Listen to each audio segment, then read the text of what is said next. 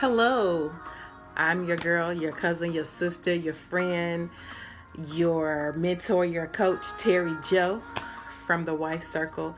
And I just wanted to stop by and just talk very quickly about communication. If you see, we posted on the other night, last night actually, about harmful communication tactics. And so I just wanted to quickly expound upon that and how communication in marriage is really, really important. Number one, I'm a divorcee, and I've learned from my own personal communication faux pas. And so, looking back and reflecting on the way that my husband and I, the way we communicated was just horrible. He's an introvert. I'm an extrovert. He didn't do a whole lot of talking. I did a lot of talking, but outside of communicating when there was conflict or what have you, we didn't do really well at that. So I want to give you a couple of tips on how to break bad habits in communication. Okay.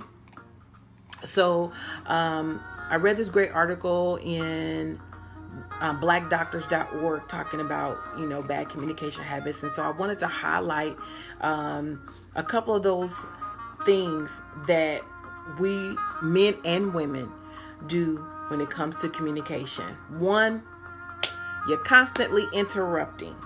You are not actively listening. You are actively waiting to say what you want to say, and while you're waiting to get your point across, you're missing what your husband is trying to say. So sister girl, sis, girlfriend, actively listen. Don't interrupt when your husband is talking. Even if you're in the dating stage and he's your fiance, or you're in the divorce stage and you're trying to settle differences, don't interrupt. Listen, actively listen. Listen with your whole body.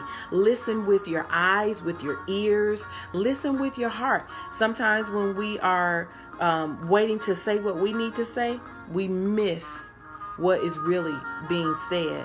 That man could be telling you that he's hurting, but you are so thronged into getting your point across. So don't interrupt. Your interjection in that conversation will show a level of low engagement, and you're bulldozing the conversation. Trying to multitask while you're having a serious conversation, that's a no-no.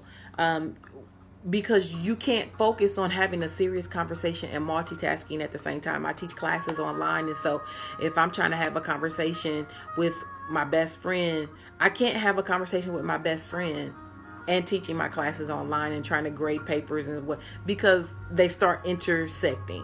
So you have to choose which is more important, that conversation or whatever the other thing that you're trying to do.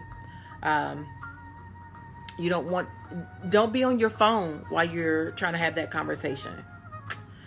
You become more distracted and you miss what is really being said.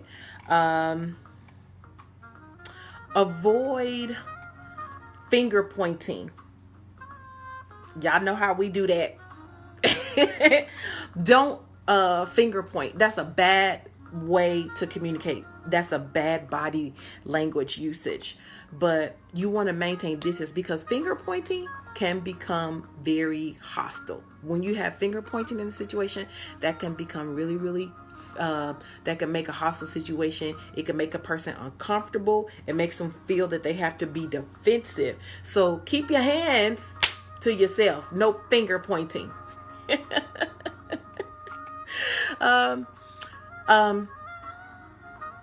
When you are talking, you want to also just be in the conversation. Be present in the conversation. Don't be so quick to just try to change the subject.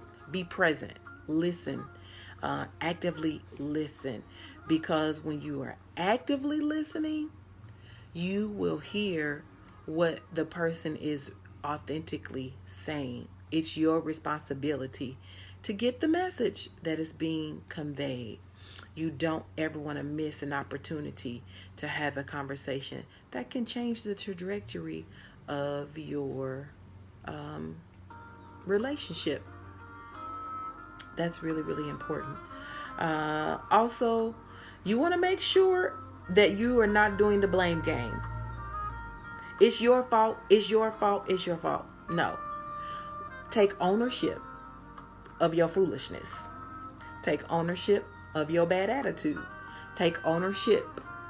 That's the responsible thing that an adult does.